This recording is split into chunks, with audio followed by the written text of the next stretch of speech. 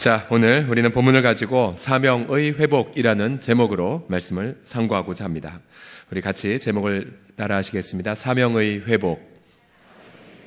자, 우리는 요나처럼 너무도 쉽게 영적 친교와 사명을 저버립니다.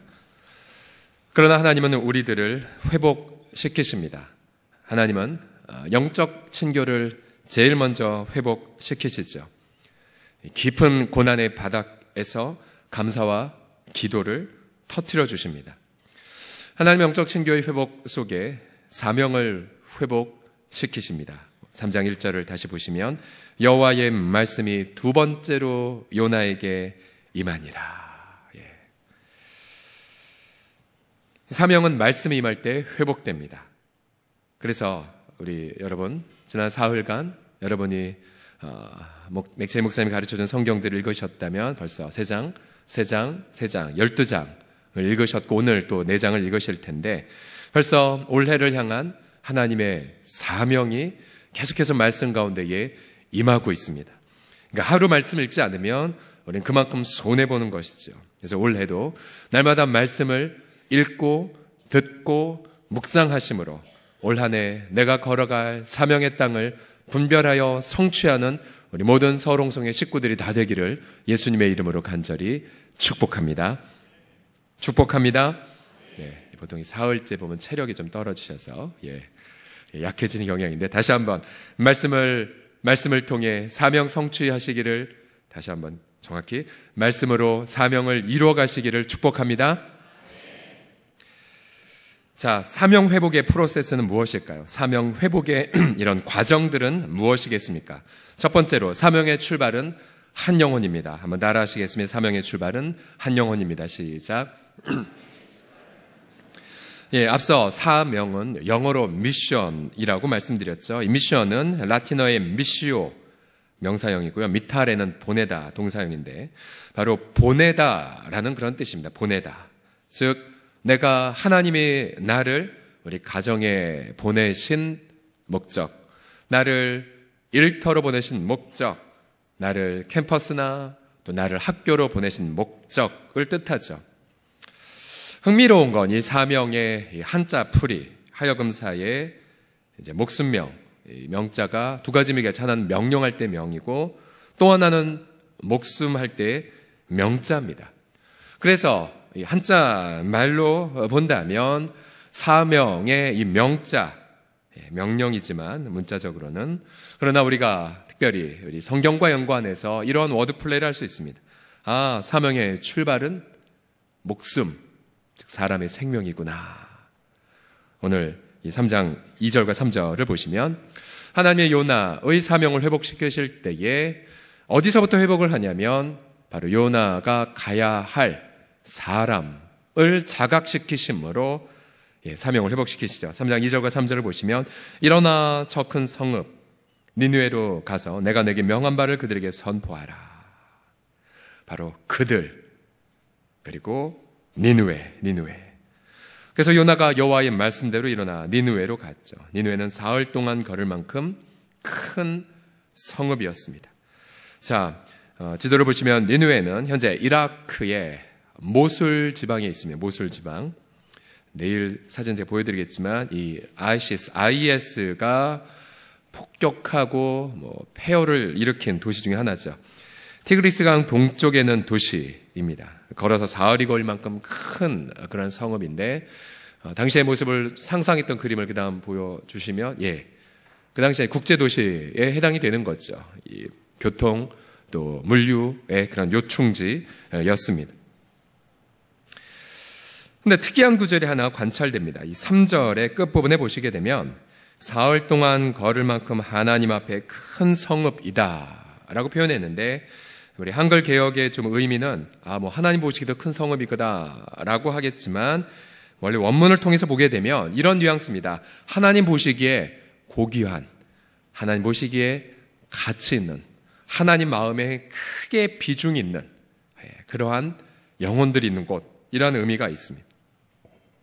결국 그곳에 하나님의 보시기에 가치 있는 영혼들이 있다라고 하는 뜻이죠. 여러분, 우리 인생에 예수 그리스도를 믿고 이제 살아가시면서 우리의 가장 큰 행복이 있다면 그것은 바로 사명 성취에 있습니다.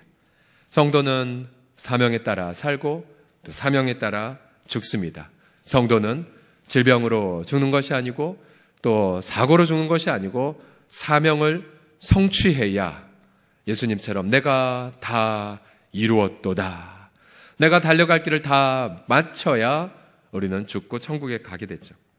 그러기에 우리는 매일마다, 여러분, 이것은 매일마다 질문해야 됩니다.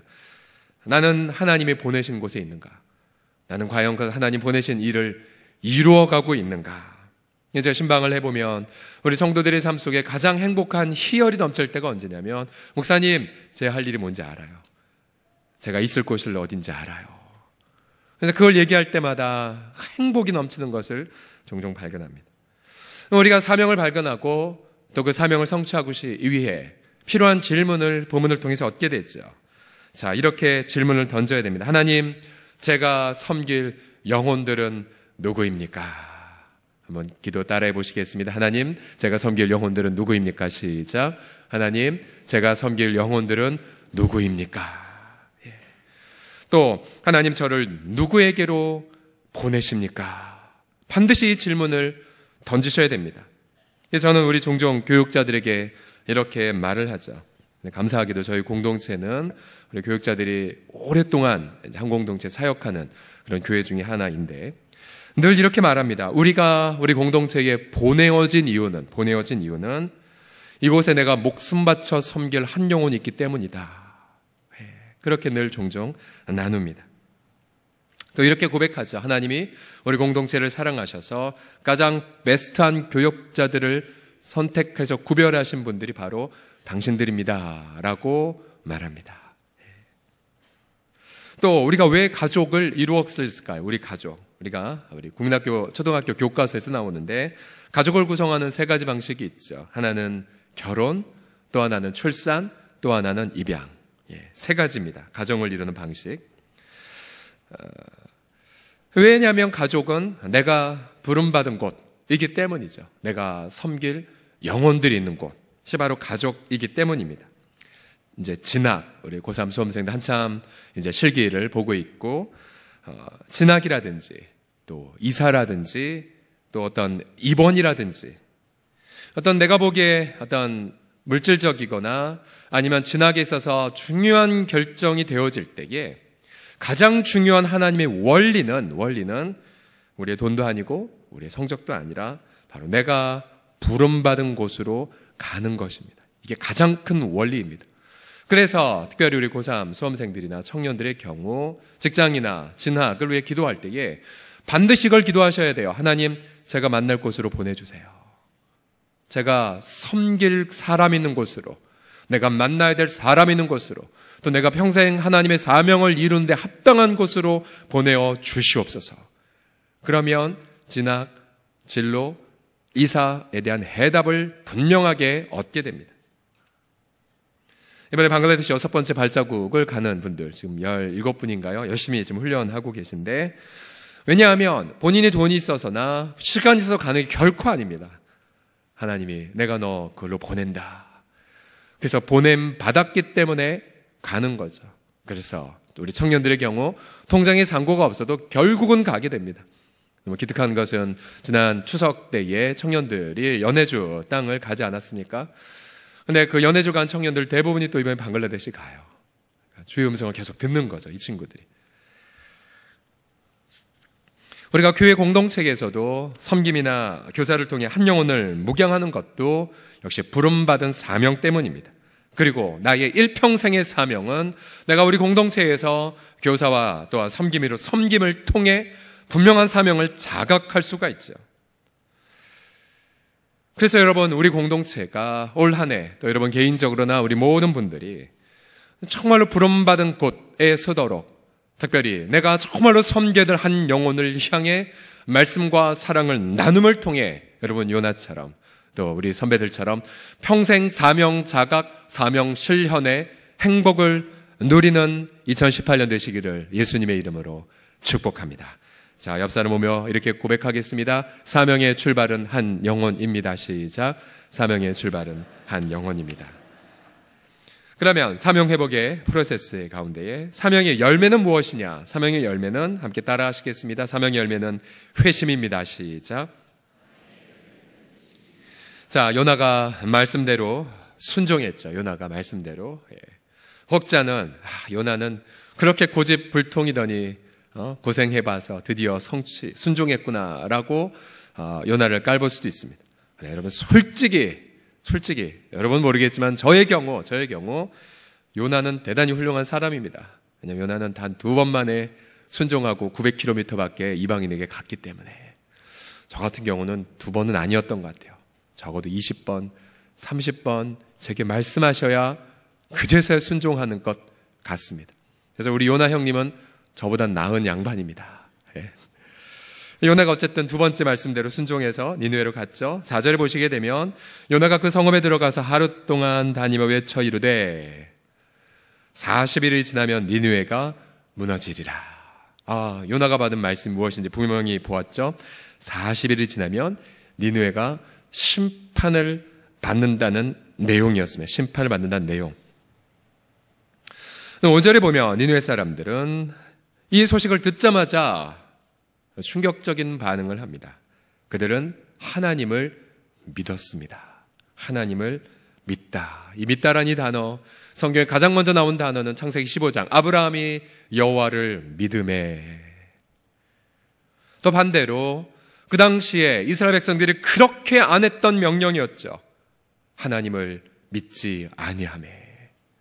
출애굽하고 백성들은 광야에서도 하나님의 기적을 보고도 하나님을 믿지 아니했고요.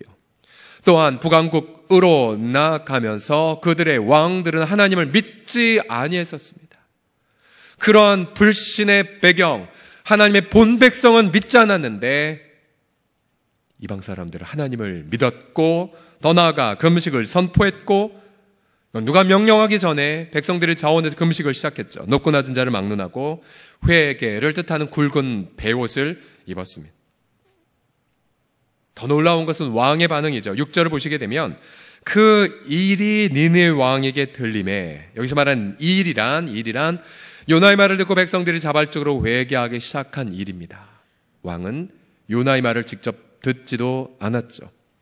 예수님 당시 헤롯은 예수님을 불러서 기적을 해보라 라고 그렇게 놀렸지만 니느웨 왕은 요나를 직접 보지도 않았지만 회개의 소식을 듣고 보세요.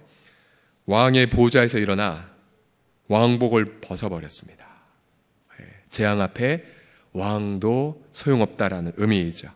그리고 굵은 배, 즉 회개를 하면서 백성들보다 더한 반응을 했죠. 제 위에 앉았습니다.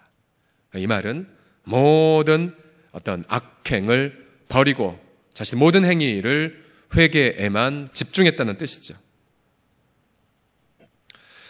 자, 첫째 날 요나의 살던 그 시대적 배경에 있어서 요나가 여로보암 2세 시절의 그런 선지자라고 말씀드렸죠.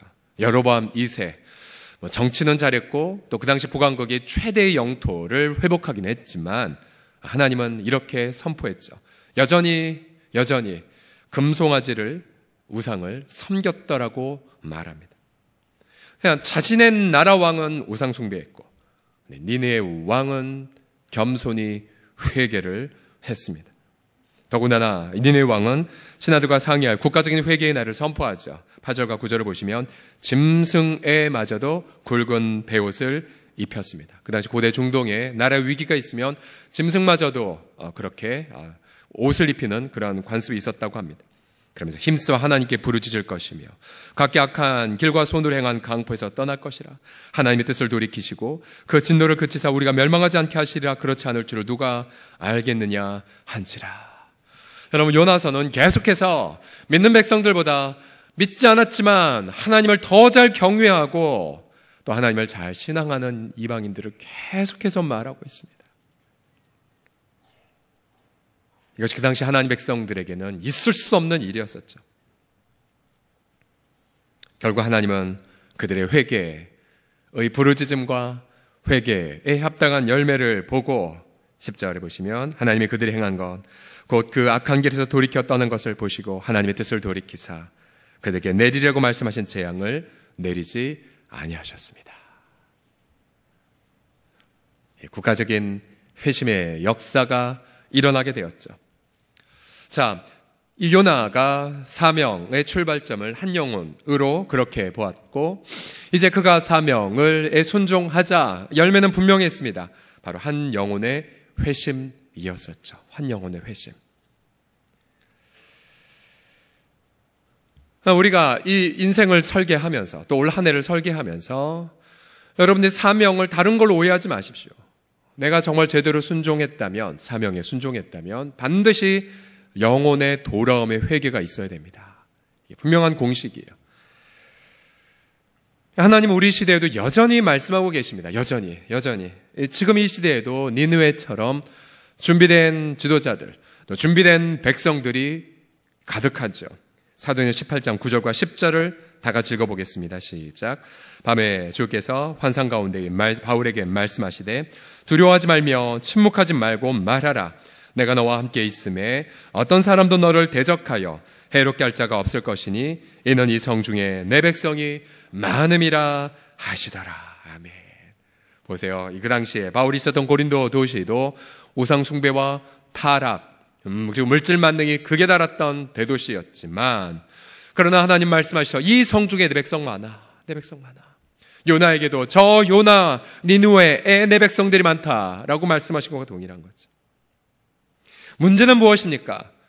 문제는 믿는 백성들이 니느웨로 가지 않고 다시스로 가며 자신의 거액의 돈을 내고 시간을 낭비하고 이웃들에게 피해나 끼치며 한 영혼에 가지 않았기 때문이죠. 여러분, 우리 홍제동 홍은동 또 이 서대문구, 서울, 또 경기도 얼마나 하나님 백성들이 많을까요? 한국교회가 교인 감소한다, 주일학교 줄어든다 라고 말하지만 진짜로 시대가 악해서 이런 걸까요? 아니에요. 주님 여전히 이 시간에도 말씀하세요. 여전히 이 지역에 하나님의 백성들이 많다고 말씀하시고 여전히 우리의 청소년들에게, 여전히 우리 청년들에게 하나님 백성이 많다고 말씀하십니다. 믿으십니까? 믿으십니까? 여러분 눈을 뜨세요. 눈을 뜨셔야 돼요. 패배주의에서 벗어나셔야 돼요. 자유하셔야 돼요.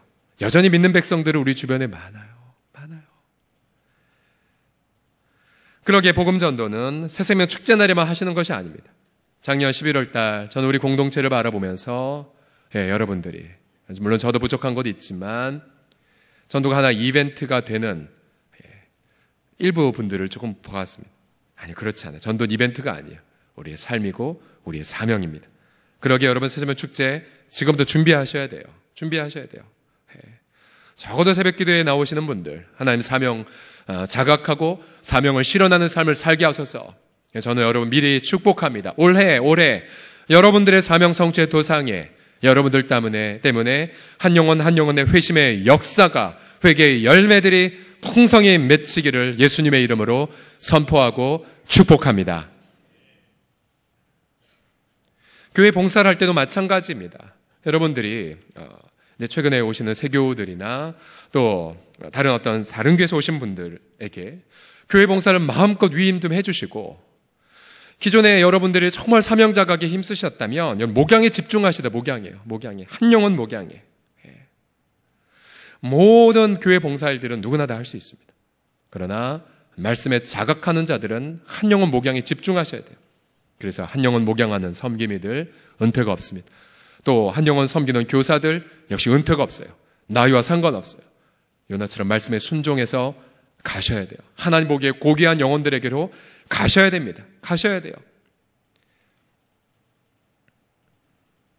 여러분 올 한 해 또 오를 하루 여러분 이제 일터에 출근하시게 되면 여러분 계속 주의 음성을 들으실 것입니다.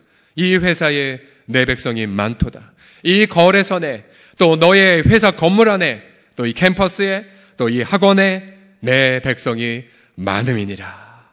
사명 열매를 맺는 우리 모두가 다 되시기를 주님의 이름으로 기도합니다. 마지막 사명 회복의 프로세스는 무엇입니까? 이제 과정과 연관해서 출발이 한 영혼이고 열매가 회심이라면 이제 사명의 동행자가 있습니다. 그것은 바로 영적 친교입니다. 마지막 세 번째를 명제를 읽어보겠습니다. 시작.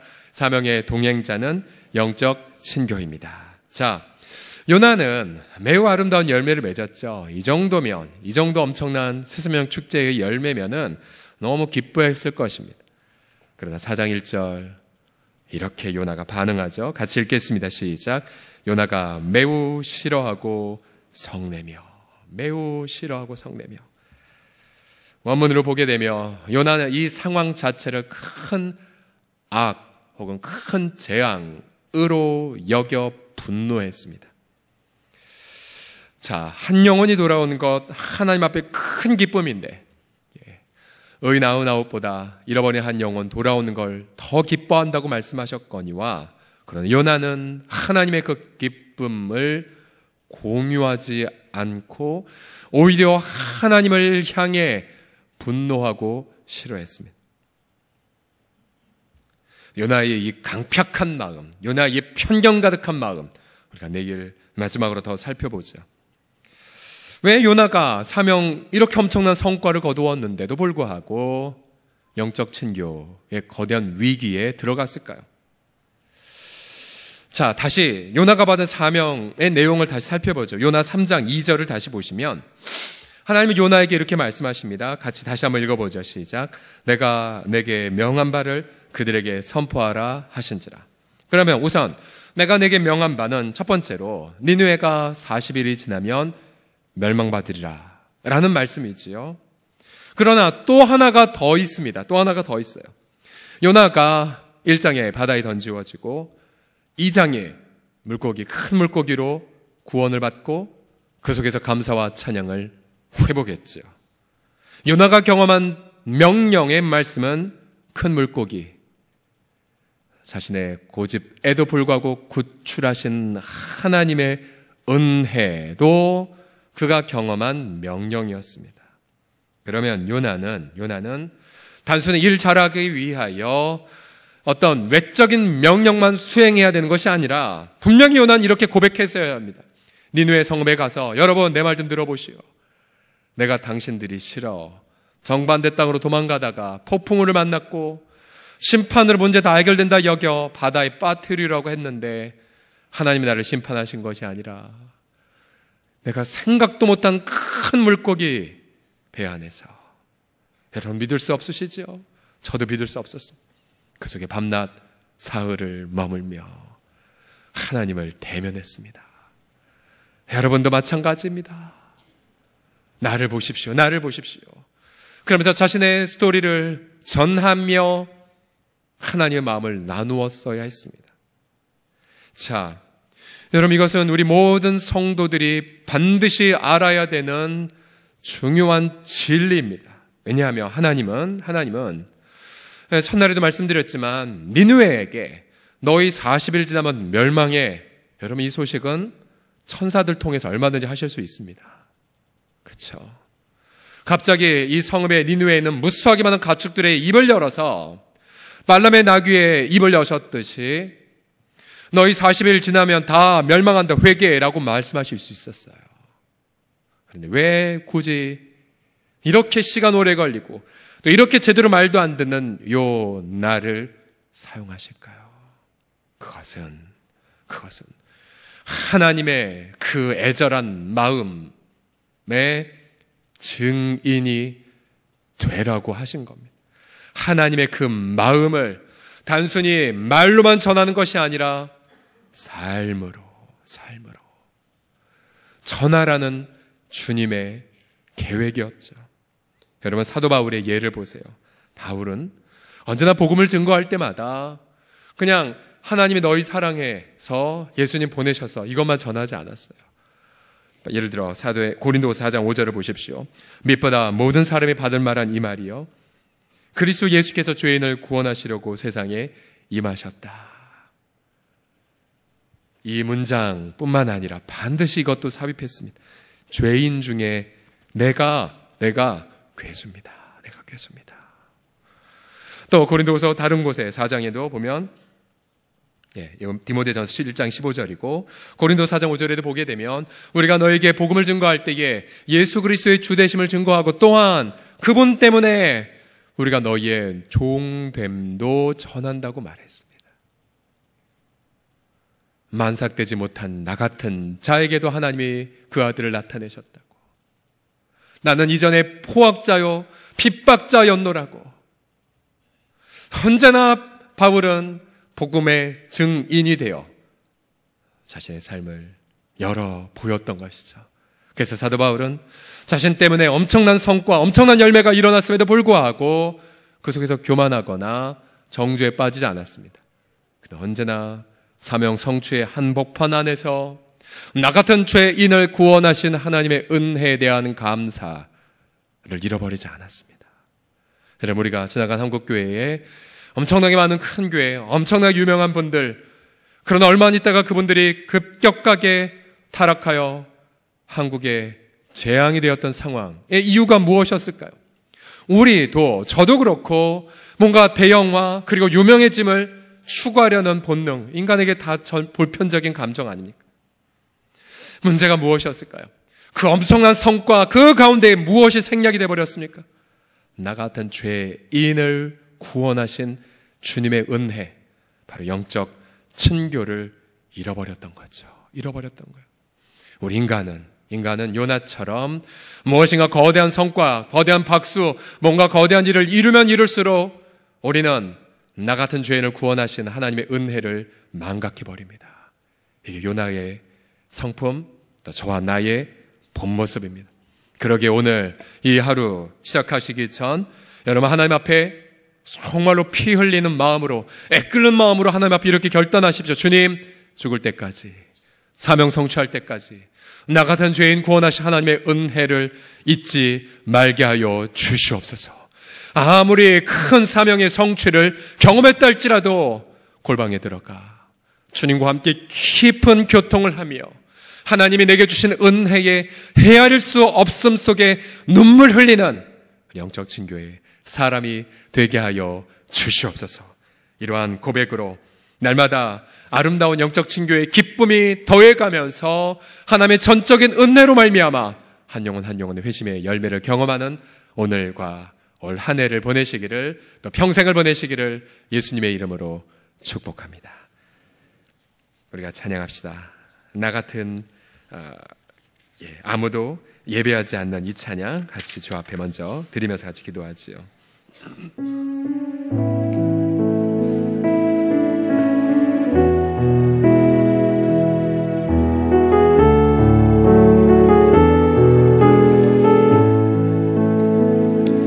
아무도 예배하진 않는 그곳에서 주를 예배하리라. 아무도 찬양하지 않는 그곳에서 나 주를 찬양하리라.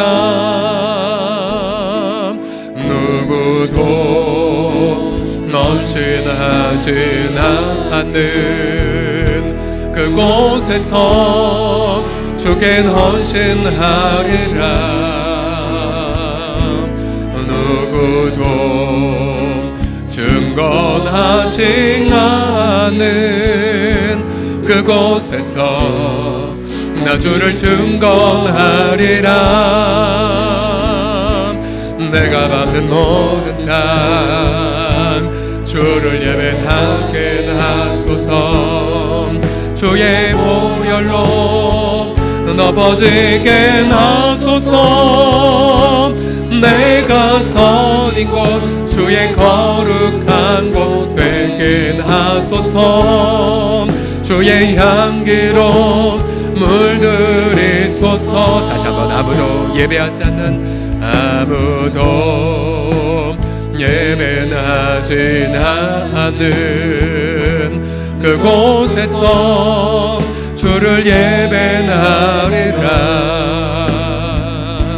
아무도 찬양하지 않는 그곳에서 나 주를 찬양하리라.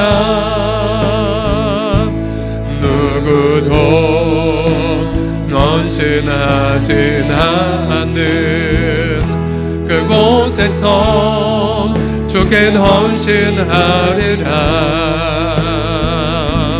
누구도 증거하지 않는 그곳에서 나 주를 증거하리. 우리 손을 들고 고백합시다. 내가 밟는 모든 땅 주를 예배하게 하소서. 주의 보혈로 덮어지게 하소서. 내가 선이 곧 주의 거룩한 곳 되게 하소서. 주의 향기로 물들이소. 내가 밟는 모든 땅 주를 예배하게 하소서. 주의 보혈로 덮어지게 하소서. 내가 선이 곧 주의 거룩한 곳 되게 하소서. 주의 향기로 물들이소서. 내가 밟는 모든 땅 주를 예배하게 하소서. 할렐루야. 주의 보혈로 덮어지게 하소서. 내가 선이 곧 주의 거룩한 곳 되게 하소서. 주의 향기로 물들이소서. 요나에게 주님께서 두 번째 말씀하시는 것처럼 주님 우리에게 말씀으로 이 시간 임하십니다. 세 번째, 네 번째, 10번째, 100번째 내가 너에게 보낼 땅으로 가라. 여러분 그곳에 서 계십니까? 그곳으로 갈 준비를 하고 계십니까? 시간은 많지 않습니다. 하나님 앞에 정말 사랑으로만 내 인생을 다 채우기에도 내 인생은 너무나 짧습니다. 미루지 마세요. 여러분 미루지 마세요. 여러분 목양에 집중하시고 여러분 섬길 곳으로 담대하게 갈 준비를 하십시오. 가면 길이 열립니다. 준비하면, 그리고 내가 이거 하겠노라고 결단하면 동역자들 얻어집니다. 함께 하나님이 평생 사명 자각, 사명 성취의 인생 살게 하여 주옵소서. 우리 주여 한번 부르고 동성으로 기도하겠습니다. 주여, 살아계신 아버지 하나님, 이 시간 주님 앞에